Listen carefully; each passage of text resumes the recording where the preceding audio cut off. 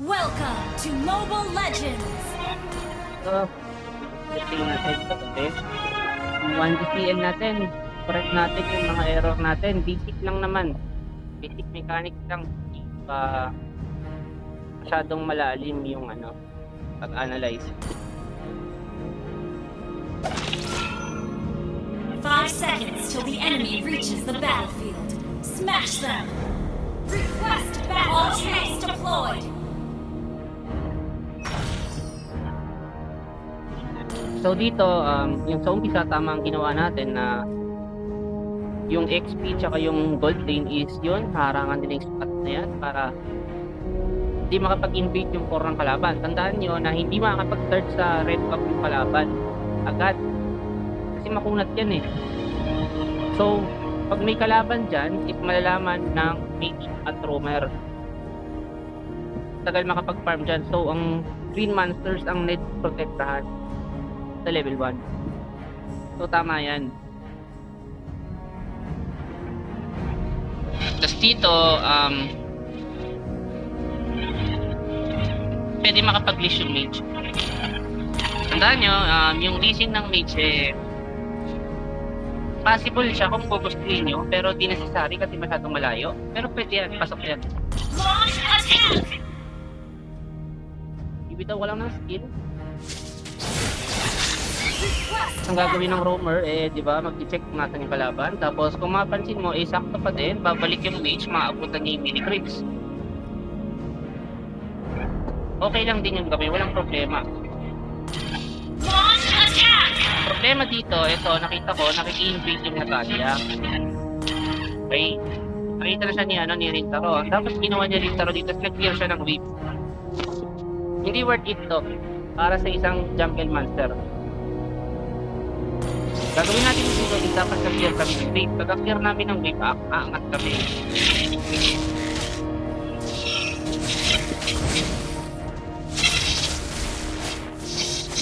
Lakas mo no? Ito mangyari kay Rintaro, nawalan siya ng mini creep. Responsibilidad ng core yun, kasi pag sa una meron siyang red tree. Kung alam niyang doon siya mag-i-start, may possible invade. Kagaya ng mga hero sa Tanya, yan, Hilda, si Bombay, Khalid. Hindi ka basta-basta mag-retry sa level 1.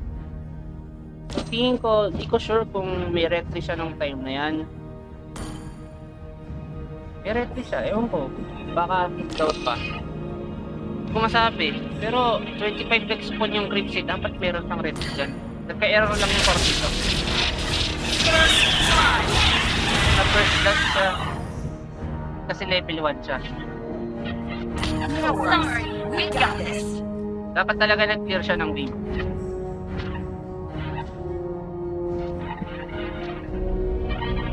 So na-force kami ng mage dito tsaka ng roam na punta dito kasi nga nagkaroon ng clash dito sa part na to. Pero kung invade lang yan tapos nataboy yung nag-i-invade, hindi mag-deep dive yan yung kalaban. Basta-basta kasi territory na nito ng ng side natin Kung nasa jungle nila tayo, mababa yung damage nila sa atin. May damage reduction na buff sa first 2 minutes. Launch attack! Okay! So yun, masyadong late si Abby, nag-overdrive kami dito, late na naman sa mid. Sabi ko sa first wave, antayin lang, tapos sa second wave, saka tayo mag-rotate sa XP at doon pa lang may malinang nangyari. Dahil di namin nagawa yon kasi yung lapo dito masyadong nakipagtigmaan ang level 1. Hindi na agad nasunod yung mechanics, dito pa lang. Dito force akong undead. Dahil doon, hindi na kami tapili. Hindi ka lumakadaan.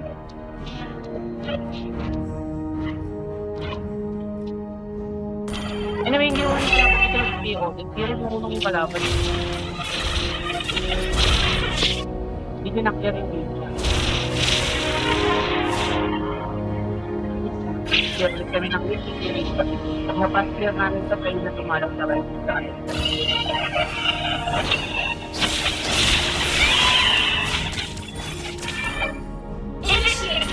ginagawa mo dito Lapo, nung season ka dito para sa invasion, pag nakikita mo sa mapa na walang jungle monster ka, hindi mo kailangan pumunta dyan. Di ba, baka ikapahamak mo pa eh. Stay ka na lang sa lane mo.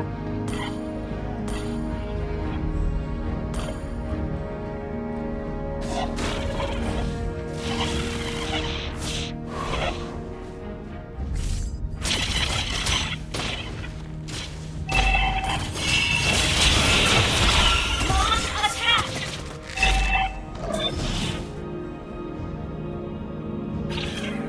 Dito, ito, problema to.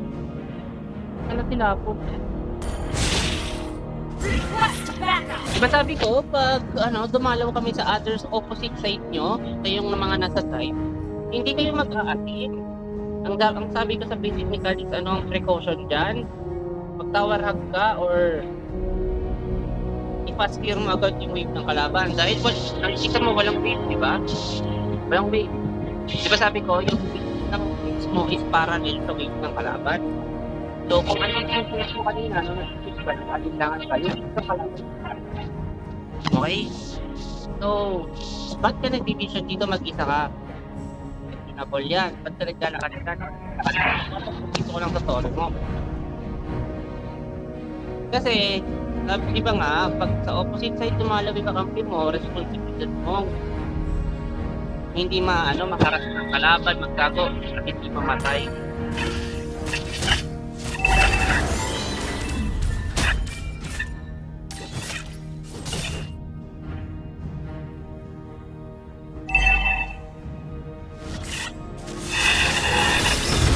Brilliant control! An enemy has been slain!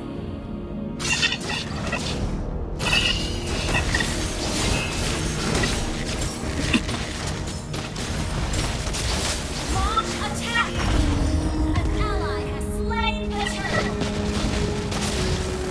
Okay, ang nakita kong problema dito is nag-overextend yung gold lead. Nakikita nyo naman dito na naka-zone na yung kalaban. As in, malayo yung kalaban. Tapos ang gagawin mo dito gold lead is mag-double lane ka lang. Kahit hindi na makuha ng mage yan kasi level 4 na siya eh. Kasi nagta-turtle kami, diba? Hindi niya maabutan yung wave. Pag mo alalahanin yun, ikaw yung gold laner. Legal ka mag-double lane. Basta nag-spawn na yung turtle. Okay? Phosphor lang ang mage, support ang mage. So, mahuhuli ka dito, yun natin kung maabutan yung kataptan mo, yung mini-quip. Sakto. Good dyan. Kasi pag di mo nakuha yung mini-quip, okay na yun.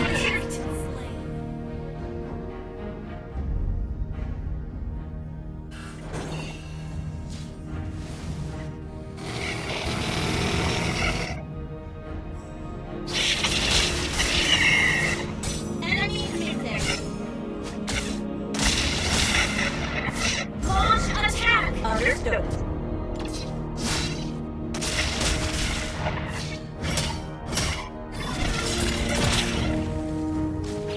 Launch attack!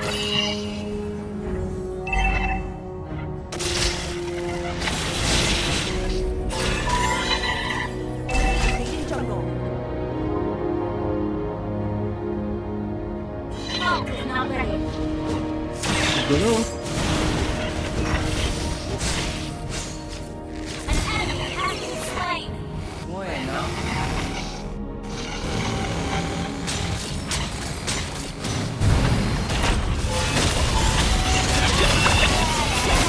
Control! That was amazing! Slain. Control! Double kill! Launch attack!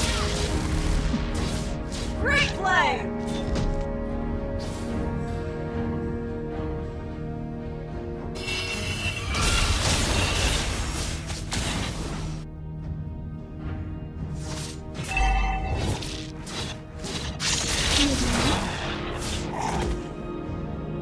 Bibigit ka lang yung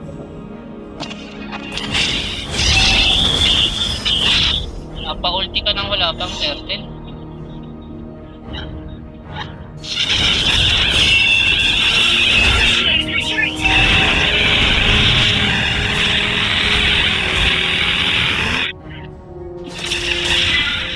Mahirapan tayo mag-turtle kasi wala kang ulti. Launch attack! Understood.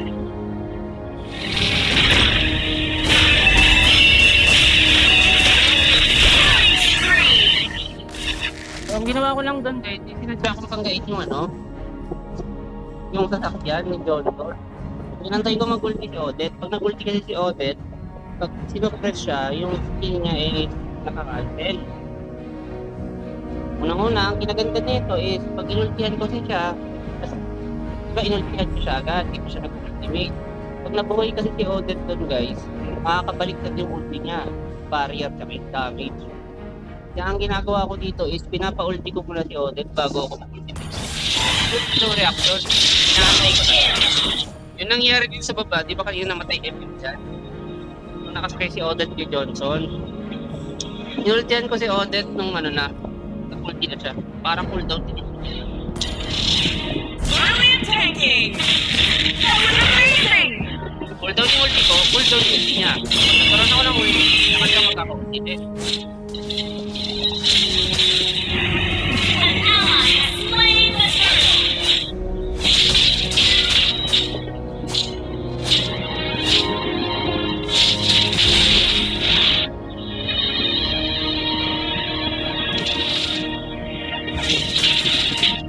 Initiate retreat!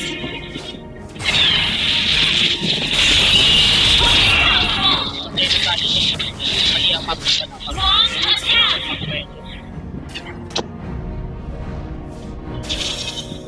Launch attack! Okay, ito sabihin natin yung problema ng po. Ang tawag sa nangyayari dito is nag-over-farming ka. Hindi porkit YSS ka, farmer yung hero mo, ubusin mo lahat ng farm. Pag yung hero mo is mobility tsaka aggressive, kagaya nila Suyo, ito YSS, yung mga dash ng dash, mabilis makapunta yun sa other side, back siya, ganun. So, ang masasuggest ko lang dito is, pag nakikita mong magkakaroon ng clash or may potential na clash, di mo na kailangan ubusin lahat ng Green Monster. Pwede ka mag-farm malapit sa clash. Okay? Parang pag nagte-turtle, di ba? Pag nagte-turtle, minsan yung core ng kalaban, kumukuha mo na sa blue buff.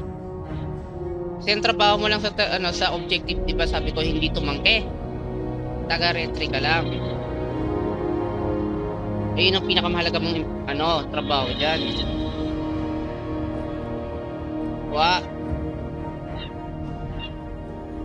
Pwede mo lang agrohin yung objective pag na-zone yung kalaban or literal walang kalaban.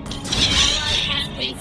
So ang reason kung bakit nahihirapan dito si Charlie, kasi unang-una dapat kasama ng core yung mage at yung roamer. Kaso nga lang kami, napipilitan kami dito sumama dito. Kasi nangyayari kasi pag di namin ginawa yan, mapapasag to yung dalawang tore. Okay? Pero hindi pa naman ganun ka-complicated yung basic mechanics guys. Pag tinuro ko sa advanced mechanics, kasama yan sa mechanics doon. Kung paano kayo mag-form ng clash at paano kayo bumang. Pero hindi nyo pa kailangan aralin yan ngayon. Kasi masyadong maraming gagawin. Kasi sabi ko lang kung anong right way. Right play.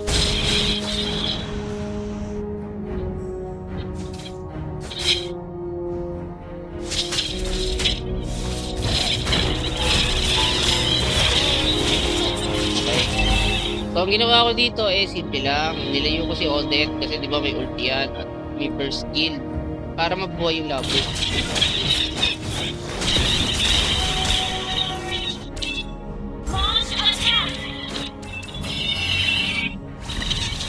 So, hindi lahat ng skill guys is meant pumatay. Okay? Kagaya ng ginawa ko kanina, meant yun para sumagip ng kampe. Meron naman na kagaya ng ulti ni Parsa na minsan yung meaning ng ulti niya is mantaboy ng kalaban, hindi pumatay.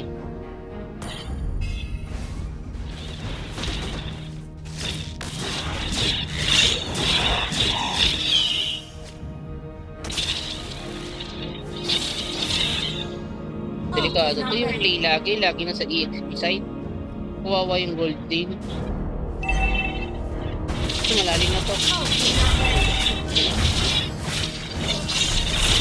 Our turret has been destroyed. Our turret has been destroyed. Okay, magtataka kayo sa decision making. Bakit di ko inultian yung Zilong?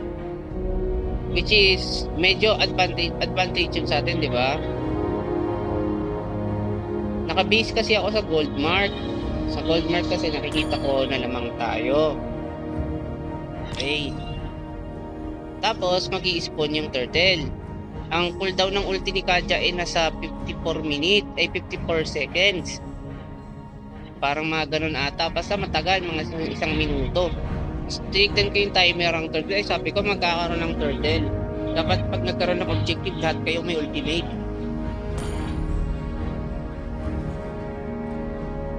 Launch attack. Understood. Launch attack.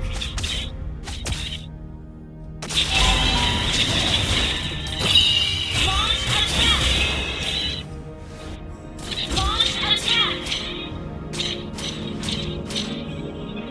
Launch attack.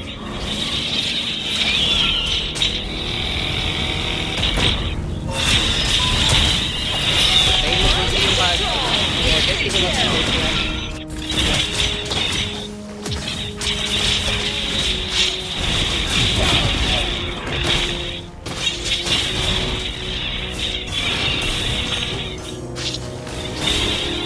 Triple kill. An ally has slain the turtle.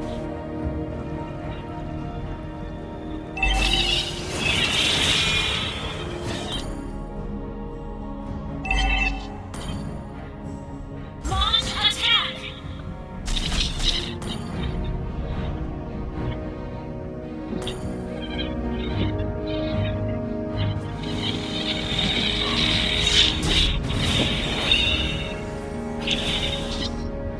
Ult is not ready. Tingin ko naman sana cover natin hanggang dun lang, no? Basic mechanics pa lang naman. So, end na natin yung video dito sa part na to. Kasi ito more on kapakapa na